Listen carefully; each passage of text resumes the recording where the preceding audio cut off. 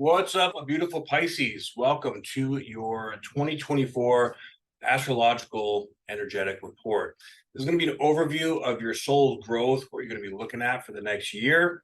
And of course, this is a general reading. So if you like a personalized reading, you can just go to me. The information that is in the description box below. Blah, blah, blah. And without further ado, let's get to what you got going on for this year. So, and of course, this is the rising sign, right? So I always recommend look at your sun and rising for sure, and your moon sometimes can resonate as well. But Pisces rising, you guys have the nose in your second and eighth house. So this year is all about money. Now, Chiron in Aries essentially is your who am I, your identity, right? And when it's conjunct the North Node, pretty much everyone this year is going to have Chiron conjunct the North Node to some extent. And in the USA, we have a very powerful eclipse coming up. It's the lunar eclipse happening at 19 degrees of Aries, exactly conjunct Chiron. So, and that's happening right around your birth time. So this energy is very, very powerful. So the Chiron energy for you is going to be in your second house with the North Node. So this means that you're looking for new ways to make money, but you're also at the same time, or in a parallel sense, it's making you need to look at parts of yourself to look at where your insecurities lie. All right.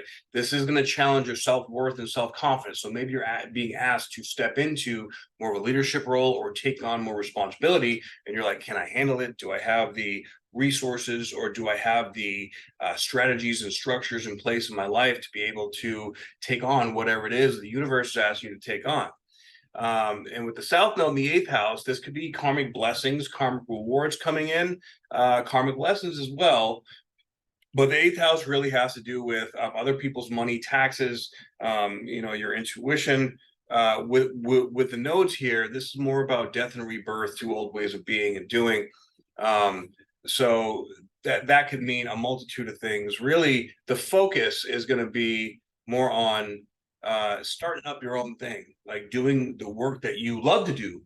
It has to be work you love to do, because we are coming into this, this new place of co-creation, right? A win-win as opposed to win-lose. So anything that is still in our lives right now that has the vibration of win-lose scenarios, right? Taking advantage of people, or the old competitive design, even with marketing and advertising and networking, is dying off. And so if you're in that kind of a field, which a lot of people, most people that are working at some kind of matrix-based system is in this kind of world, this is where we have to kind of gain some confidence and say, no, this is the right way to do it. This is how I want to live my life now. So I'm going to co-create. And that may make you need to step outside of your comfort zone or have to leave something behind. And it's going to naturally come to its endpoint. And as things die off or clear out, new things are going to be coming in. So it's not like something you really have to think about. It's something that's just going to happen, as you move through these energies. Now, Pluto is moving from your 11th house to your 12th house. Pluto in the 12th house is not a super fun movement, and this is going to be happening for those 20 years. So let's just say that you're going to be attracting a lot more intensity in your experiences with people, places, things, situations. This is just intense. Now, couple that with the North Node conjunct Chiron, and the intensity could be what's fueling the feeling of like really need to step up into this new place, because the old is dying. And this is Pluto in the 12th house is the unconscious, right? So it's going to test you. This is going to be very testing, but it's necessary. Now, at the same time, it's coming out of Capricorn, which I feel is going to be like a bit of a weight off of our shoulders, because when Pluto when Pluto's in Capricorn, it's all about the structures that are here now. Think back to 2008. We're ending this process and beginning a new 20-year cycle. Now, at this process, as it's shifting from your 11th to 12th house, we have all three personal planets, which are more personality archetypes that are going to be conjuncting Pluto. So there's like a death and rebirth. And this is going to have to do with, because it's leaving the 11th house, you're leaving connections with corporations, with connections to large groups of people. All right. So this could be like, I'm feeling like a lot of work. The work that you do is going to shift dramatically, maybe fundamentally, meaning entirely, right? Your entire life can change based on, needing to put away the old people, the old places, the old things, because you're just not going to resonate with it anymore. You're not going to be able to be around it. All right. So first, and this is going to happen, I believe, end of January, beginning of February, Pluto comes into Aquarius on January 21st, right? So we have Pluto go into Aquarius at 0 degrees. Then Mercury is going to come conjuncted at 0 degrees. Now, mind you, the 0 degree point is very powerful. March and April of 2023, Pluto was also at 0 degrees. So think back to then, what was going on in your life and what happened, right? Then it came into Capricorn and fucked all this shit up, right? So now we're coming back and Pluto's like, okay, did you learn? What did you learn? And how far have you come? And what are we going to do from here? All right, what are we going to create? So sort of like create a new layer of caution, like, oh, I'm not going to make that same mistake, or I know that I really have to make this decision now. I can't just keep putting it off, right? So you have an aha moment, an epiphany, a communication to yourself about what has to happen with these old groups of people that you're with and where you're going to start fresh. Then Mars comes through. Mars is like, all right, this is how we're going to do it. Now I feel like I got to take action. Now it's like, now I can't not take action. Now I have to take that action. It's just going to be a fire lit under your ass to go and to make it happen. Then Venus is going to conjunct this area twice. Now it's not retrograding, so that means that there's two layers, if you will, that Venus is uncovering. And at 0 degrees of Aquarius, this is really deeply activating in all the different archetypal aspects of our consciousness about how do I want to receive? How do I want to take action? What do I want my legacy to be? Who do I want to be known as? Where do I want to go? All right. Now, then Pluto is going to be sitting in this unconscious zone for the next 20 years. So you can just expect all the shifting and transitioning and changing. You're going to get adjusted to it. You're going to get used to it, right? Because, as the energy settles in, it's going to become the new norm. But you can expect the intensity of your life experience to change. Now, this can be a good thing. Intensity is a good thing, right? It's not inherently good or bad. It depends what you make of it. Really, it's going to come down to you stepping into those uncomfortable places of doing what you feel is right, but at the same time, you're afraid to step into it. And this is going to have a direct correlation to the money that you make. Okay. Now, Jupiter and Uranus are also in the 3rd house.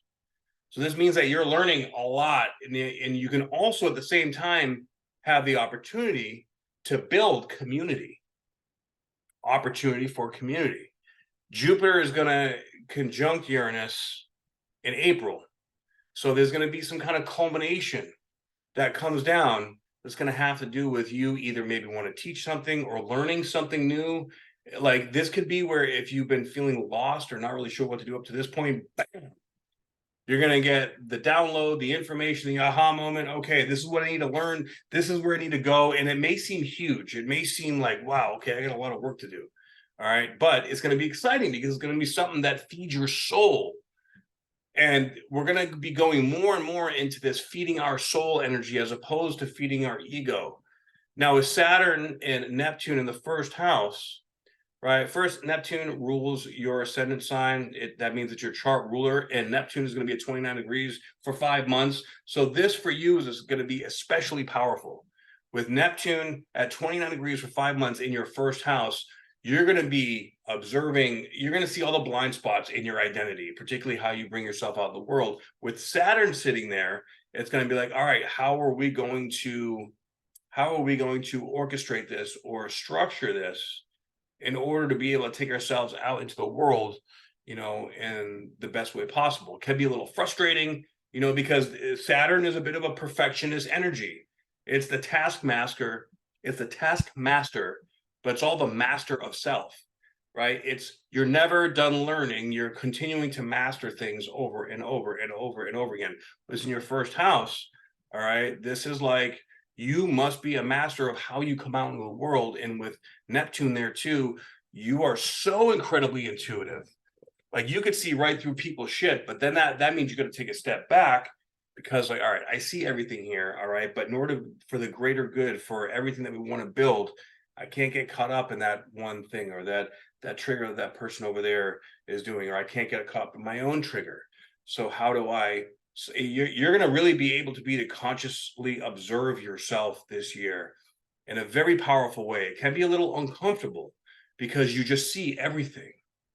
All right, it's a very, very powerful energy here, especially because it's a chart ruler, meaning that it's the overall vibe for every experience that you have, right? So your intuition can be so strong that you start to it starts to confuse your reasoning brain, right? Or you could be having crazy dreams too, especially with Pluto going into the 12th house. That can also be crazy dreams, all right? But you're going to be learning a lot, and you're going to be like a sponge for knowledge and information.